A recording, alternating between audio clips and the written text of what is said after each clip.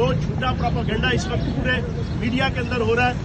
निसार तेरी गलियों पे है वतन के जहां, चली है रस्म के कोई न सर उठा के चले, तो चाहने वाला तो आस तो निकले, नजर चुरा के चले, जिसको जा बचा के चले।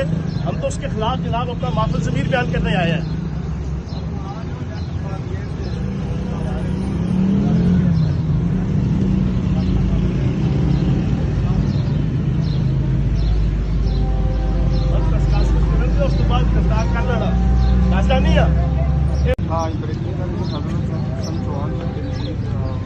पहुँच गए पुलिस के सार में ले गया, गिरफ्तारी के लिए सार में छोटे डाल दिए।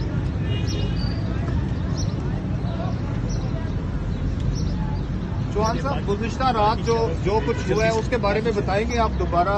ये रात को क्या हुआ? जी, मेरे बहनों के घर छापे मारे गए, मेरी भाइयों के घर छापे मारे गए, गेट तोड़े गए और मेरे भांजे को, मेरे बहनोई को गिरफ्तार किया गया। रात को 2:30 बजे मेरे घर आए हैं, वहां पे 1.5 घंटा गुलगुबाड़ा किया है।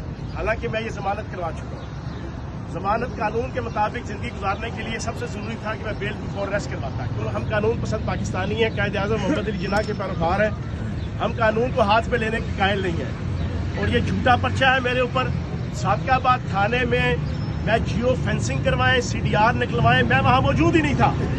मैं जिस जगह पे एक सियासी वर्कर की हैसियत से जो मेरा राइट है एहतजाज का वो कर रहा था, वहां पे पत्ता तक नहीं टूटा, पत्ता तक नहीं हिला।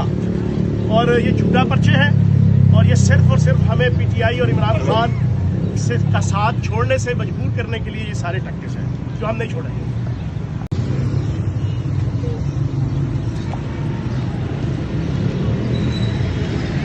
पाकिस्तान जिंदाबाद, कौन बचाएगा पाकिस्तान? इमरान खान, इमरान खान।